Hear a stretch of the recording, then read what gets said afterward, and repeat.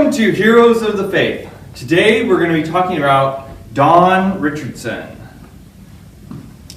The Sawi people were very resourceful. They knew how to move through the forest quietly, and they would use the nature surrounding them to help them catch animals to eat and to create furniture and houses that would keep them safe from the flooding river. They would even harvest the pulp from certain trees, used to make flour to bake bread. They caught catfish using the bark of Oz trees, and they would catch shrimp and gather the inner core of elephant grass. They would catch frogs, lizards, and they would eat grubs, as well as picking fruit and edible leaves. They would shoot birds out of the sky, and they would sometimes even kill a boar. Something that was very important to them was warrior status. Amio was a young Sawi whose father was known as a great warrior and leader. He idolized the idea of one day becoming a great warrior. Attacks from a neighboring village or clan were very common. They would often raid one another because they wanted to take revenge for something that had been done to them. There was an abundance of anger between the Sawi tribes, and it almost always was resolved by taking revenge. But the fighting, the killing, and the cannibalism was not even the worst action that they committed. Generation after generation of the Sawi people sought the ultimate form of revenge, to pretend to be a friend to someone, and then to kill from another village, and then to kill them in the end. Anyone who completed such a plan became a legend among all the villages, not just their own. Not once did it ever enter the minds of the Sawi that perhaps their way and the way of their ancestors could be wrong. They didn't consider a life of peace or forgiveness. Such a thing was rare, almost impossible. They had learned that in life there was nothing greater than becoming a mighty warrior. My name is Don Richardson, and I decided to become a missionary, together with my wife Carol and our little baby boy Stephen. We left our home in Canada and went into the jungles of Papua New Guinea. What would it be like to live there? What would we eat? Would we be safe? There were lots and lots of questions we had, but we didn't have a lot of answers. But we did know that we did have a feeling deep in our hearts that God wanted us to do this. 6 years before, Don Richardson had heard a man speak about the thousands of natives discovered in the jungles of New Guinea that had never heard of God, his love, or his message of forgiveness. He felt that God was telling him that he needed to go. As he and Carol traveled on the plane to the other side of the world, he prayed for the unknown tribe he and his family would be reaching. He prayed that they would come to know the same sense of peace and forgiveness that he had in his life because of his belief in Jesus. Shortly after arriving, we were asked to consider working with the Sawi villages, a tribe deep in the Sago Swamp, and still practice headhunting and cannibalism. But they did seem eager to trade with the white man because we had things that they couldn't get inside the jungle, like steel knives and other tools that they could use that were really useful to them. I was excited to know that they would like to trade, but I wanted them to be more excited about learning about Jesus. He left Carol and Stephen at the home of another missionary in the jungle, while 6 men from another tribe and him traveled in canoes to an abandoned village of the Sawi people. There, he found a spot to build a home and directed the men to help him clear the swamp grass and cut poles from the jungle for the foundation. I sent 2 men up the river with some gifts, looking for the Sawi. It was about 2 hours later when I looked and the men were returning, followed by Sawi canoes full of warriors. Inside I was trembling as 3 men stepped onto the shore, with the others with their arrows ready to fire. Suddenly one of them stepped forward. He was the leader, and he was kind of scary. He had only one eye looking back at me. The man raised his hand, and with his fingers outspread in greeting. I am Hato. I am Don. Without warning, the men swarmed from their canoes, and they began shouting for joy. Everyone was eager to help Don build the house since he knew that he would pay them. This made the Tuan, the name they used for white people, honored and respected among the Sawi. The news of his arrival spread quickly, and soon over 200 natives from different tribes became a part of the building project. Don knew that many of these men were enemies, and at any moment fighting could break out. But he prayed. He prayed not only for peace among the men, but that peace could break into their hearts as well. When the house was finished, I brought Carol and my son Stephen in a canoe and towards our new house. And when we arrived on the shore, we were shocked to see that there were hundreds of Sawi warriors, painted for war, and that stood on the shore with barbed spears. What could this mean? Were we just going to be killed right when we arrived here? What did God send us into? Warrior hands guided the canoe, and John stepped out. They walked through the throng to their house, and John saw many other men that he had come to know. He wondered about their intentions, but he kept walking. Suddenly, a cry rang out, and the drums began to beat. The crowd swirled around the new arrivals, with dancing and shouting. At first, John and his wife were startled and scared, but then they realized that this was the Sawi's way of celebrating and honoring the Twans. And he felt the Lord's peace flood in him again. Now that we had arrived, I had the incredible task of learning the language. And I spent 10 hours every day trying to understand all the different parts of the speech. So, is it sorry? It's Sawi. Sorry? Sawi.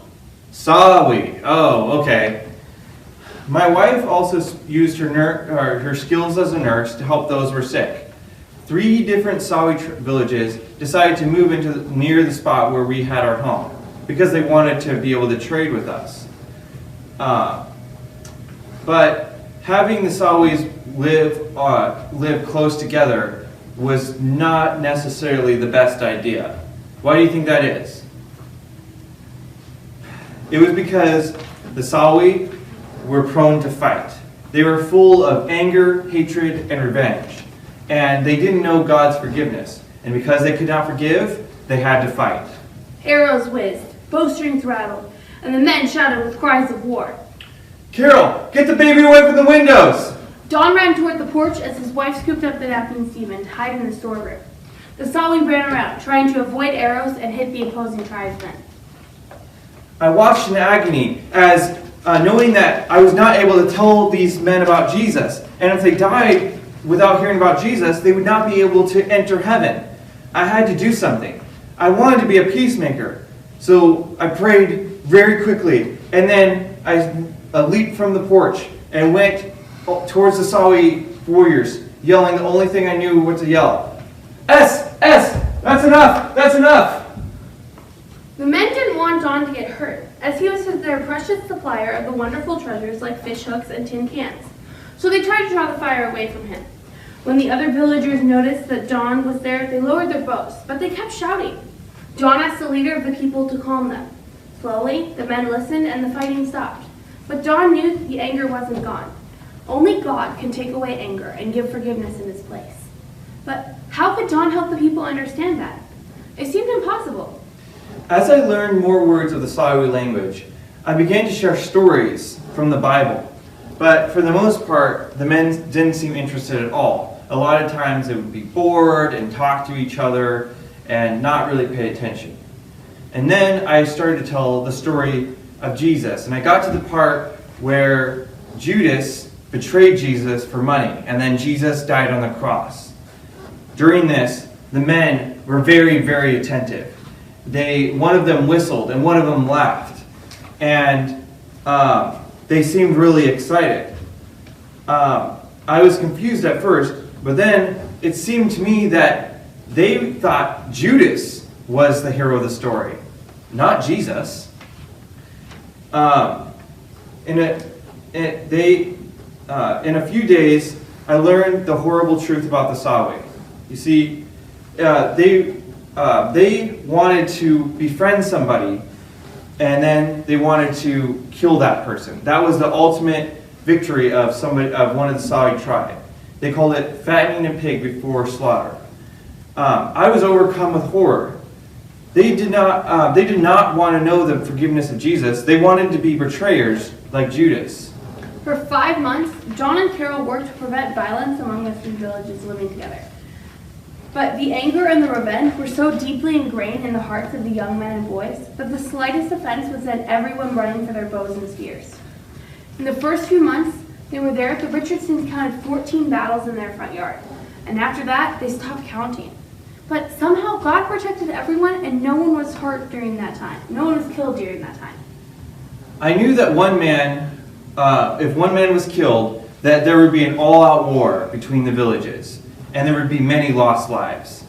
I knew that I knew that none of the men were ready to die and face God. So I urged 2 of the main villages to make peace, but they weren't interested in that at all. And so what was I to do? I eventually just started to realize that maybe I was the problem. You see, the Sawi villages would usually be really far apart, and so they wouldn't fight. But because I was here, the Sawi villages were close together, and therefore they would start fighting more and more and more. And I knew that if I stayed, there would be lots of death. So I told the 2 main leaders, I said, if you guys cannot make peace, then I will leave and go find another village that can make peace. The news spread quickly, and soon the village manhouses were full of heated discussions and loud shouting. John returned to his wife and wondered if perhaps the men would decide to eat them. Just as he was getting ready to go to bed, he heard a shout on his front porch. Grabbing a flashlight, he walked out to find many men gathered. "Tuan Don," they shouted. "We don't want you to leave." But you would kill each other if I don't leave. "We will not kill anymore. Tomorrow we will make peace." The statement took me by surprise. How could this be possible? To make peace, the tribes they didn't have any concept of peace that I knew of. They were always trying to trick each other and kill each other. What did it look like for Sawi to make peace? Me and my wife could hardly sleep the night before just in anticipation of what might happen the next day. What did the Sawi peace look like? As the sun rose the next morning, Carol and John were up watching the villages from their windows. Smoke swirled from the long family houses, roosters crowed, dogs roamed about, and pigs rooted around looking for crumbs. But not a man, woman, or child could be seen. It was deathly quiet, like the quiet before a large battle. Then, a father named Maheen climbed out of his house, carrying his son on his back, with his wife following, crying loudly. The men and women and children from the 2 main fighting villages poured out of their homes, and all eyes were on the 2 with the baby. Maheen looked determined as he walked toward the other people, but then his wife grabbed her son and ran toward their home. Now a man from the opposite village with many children lifted his son up into the air. All eyes turned to him, but as he approached the leaders of the opposite village, he brought his son to his chest, saying, "I cannot do it." Even though the people of both villages seemed to understand, the tension in the air grew more intense. I did not know what to do. What was happening? Eventually, I noticed Keo slipping from the crowd and going up into his house. And he climbed back down, holding 6-month-old Bikadon in his arms. And Bikadon was his only child. Keo's face was full of agony. Keo looked at the other village for one specific man, and then he walked directly to him. He held out his son to the man and asked him to plead the words of peace to his people for their village. After Mahor did, he took the child in his arms. And then Maheen, who had tried and failed earlier, stepped up to Keo with his small son Mani. And he repeated the words that Keo had said. "Will you plead the words of peace to your people for our village?" Keo received the child and ran with him back to his house to keep him safe. As he did, Mahor lifted baby Bikadon into the air and said, "If you accept this peace child, come and touch him." Slowly, the whole village filed past and laid a hand on the child. The transaction was complete, and the peace celebration could begin. But I was so confused. I grabbed the arm of one of the Sawi men and asked, "What's happening?" The man seemed surprised. "Tuan Don, you said that we had to make peace or you would leave. And so we did. Keo gave his son as a peace child to our village, and Maheen did the same in response. The children will be protected, and as long as the peace child lives, there will be peace. Do you know of another way to make peace? I could not answer. My mind was racing. So you gave your sons so that one tribe could trust another. Suddenly, my thoughts seemed to shout, "This is what God did." God knew that we could not make peace on our own, so he sent his peace child, Jesus. This was an important message that I needed to tell the Sawi people, and I had to think carefully of how to do it.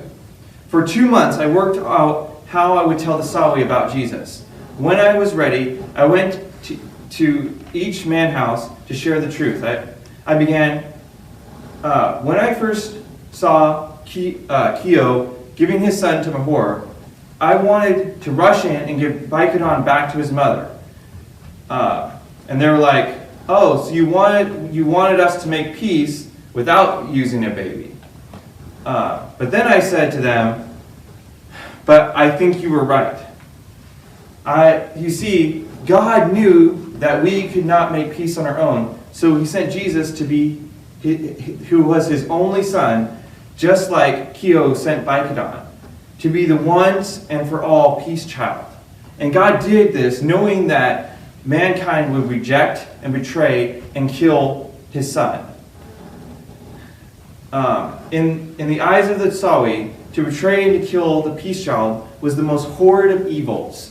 Suddenly, Judas was no longer a hero, but he was the worst of villains. But God, even though Jesus was killed on the cross, God had a plan. God raised Jesus from the dead, and today Jesus is alive and gives peace to anyone who will follow him. Amiel sat next to his father Hato, listening carefully. What would it be like to have peace without a fear of the child dying? Day after day, the man house was full of discussion. Amiel listened as the leaders discussed God's peace child. They wanted the peace that his everlasting life offered, but to ask him for the forgiveness and a new heart, that was another matter. Yet Amiel's father Hato seemed to understand that he had never truly turned from the old ways without a new heart, and so the issue hung over the villages and nagged at the men. It was getting dark one night when Amiel noticed a gathering near the bank of the river. He was soon joined the others on the shore, where Tuan Don was returning with his family, wet and shaky. Hato began to ask questions. So I had taken my family out on the river, and we were going to go and have a picnic. And there was a boy that we hired to guide our path on the canoe. His name was Mavo, and he would make sure that the canoe didn't hit any logs, and it would stay away from snakes and crocodiles. So as we went along, the boy would guide our path. And all of a sudden, something bad happened. We hit something, and the entire boat capsized.